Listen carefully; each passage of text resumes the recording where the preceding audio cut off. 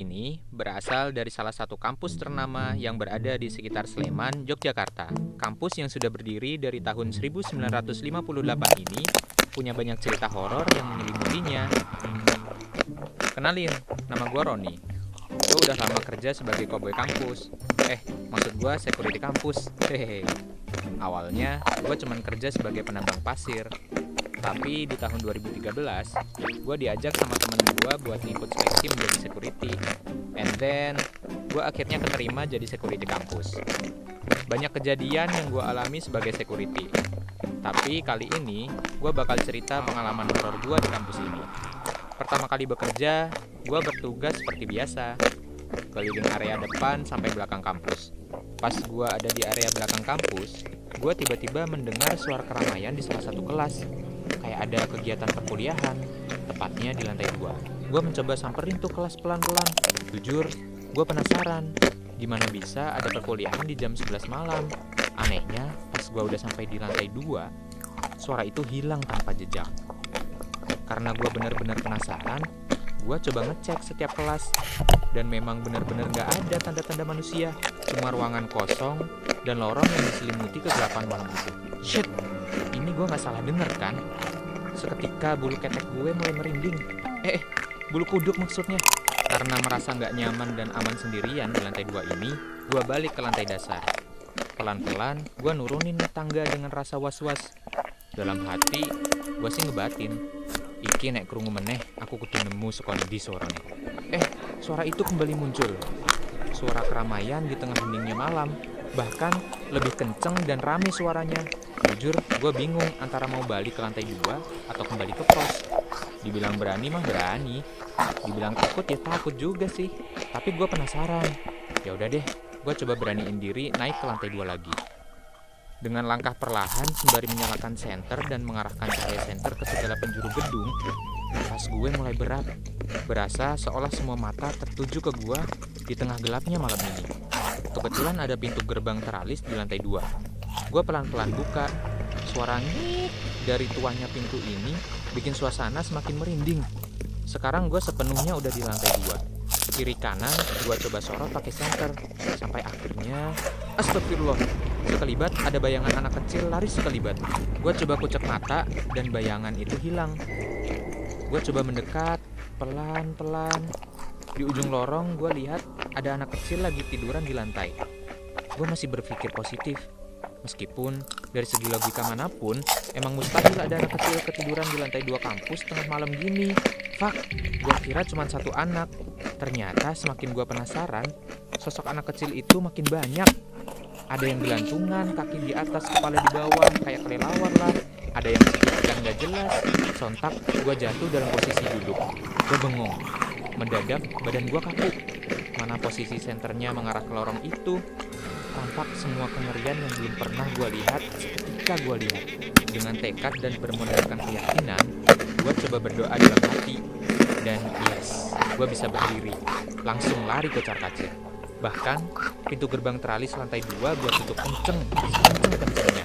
Anak tangga gue lintas dengan cepat turun menuju lantai dasar. Gue sempat terjatuh dan terguling beberapa kali, namun tidak menghiraukan dengan tujuan yang penting gue selamat. Gue berlari dengan cepat menuju pos jaga dengan nafas tak beraturan. Teman-teman security lain yang sudah membaringkan badan heran, kenapa gue ngos-ngosan dengan muka lemas penuh keringat. Gue coba menceritakan apa yang gue lihat, namun respon teman yang lain hanya berkata, "Wes, berarti kowe diterima jogo ning kene." Mereka tertawa terbahak-bahak. Pagi hari setelah kejadian malam itu, gue merasa badan gue jadi lemas, bahkan merasakan panas di bagian dada setiap malam hingga 7 hari lamanya. Kali ini, di hari ke-8 gue bekerja, gue mengalami kejadian tak kalah menakutkan bersama teman yang sudah senior. Sebut saja Pak Rebo. Di tempat gue bekerja, ada salah satu gedung yang dianggap paling angker. Tepatnya di sebuah gedung perpustakaan. Yap, tempat sumber ilmu yang membosankan ini adalah tempat favorit The Demit di sini. Damn. Dari cerita senior satpam yang lain, banyak yang sering diganggu ketika berjaga di perpustakaan. Gue diminta oleh sang komandan untuk berjaga malam di perpustakaan itu, karena kabarnya akan ada demo besar-besaran besok pagi. Nasib. Alih-alih agar tidak ada yang sabotase perpustakaan yang masih satu gedung dengan gedung birokrasi kampus, gua dan para Rebo berjaga dan berkeliling sekitar gedung perpustakaan, memastikan tidak ada mahasiswa yang masuk ke dalam gedung. Tepat jam 11 malam, gua berkeliling dan masuk ke dalam lorong rak buku satu persatu. Dengan senter kecil yang gua bawa, gua usahain selalu ngarahin tuh senter ke setiap sudut lorong dan sesekali mengarahkan ke jendela panjang perpustakaan.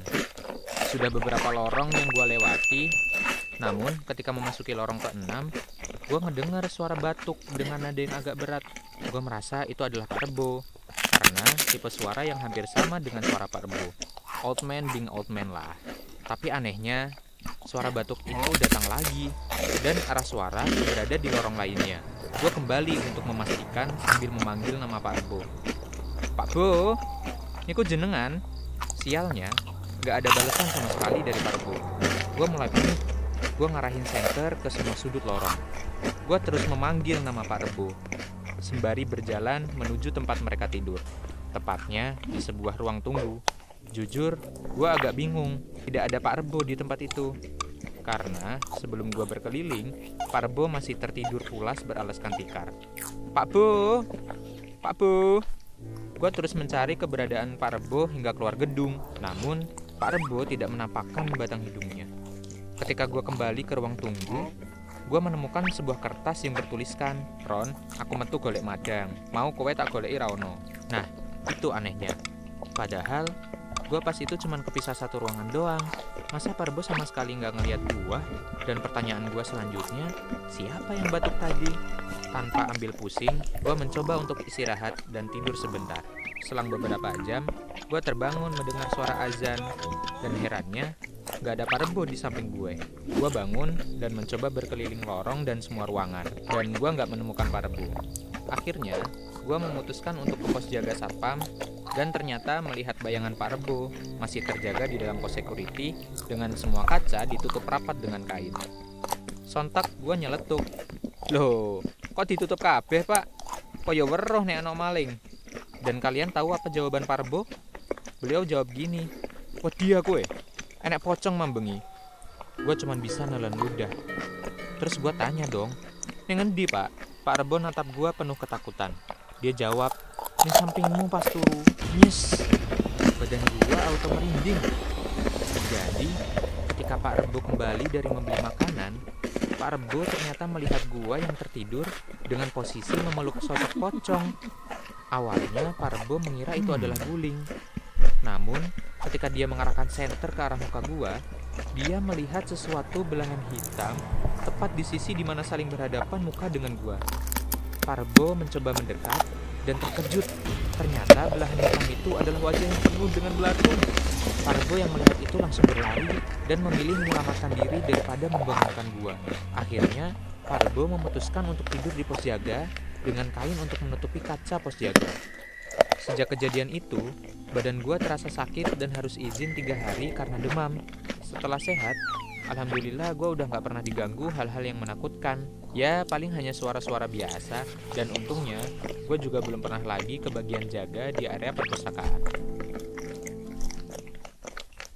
Segitu aja cerita pengalaman horor gue sebagai security kampus di daerah Sleman, Yogyakarta. Buat kalian yang harus kerja di malam hari, pesen gua, berusahalah tenang dan jangan sampai kosong pikirannya. Usahain ada teman atau rekan kerja yang bisa diandelin. Cuma, kalau emang harus kerja sendiri, jangan lupa berdoa, minta perlindungan sama Tuhan. Terkadang, keberadaan mereka nggak lebih dari cuma pengen nunjukin ke kita kalau alam gaib itu ada. Wajar, apalagi orang baru, biasanya ada fase pengenalan. Hahaha. So, sampai ketemu di lain cerita. Bye.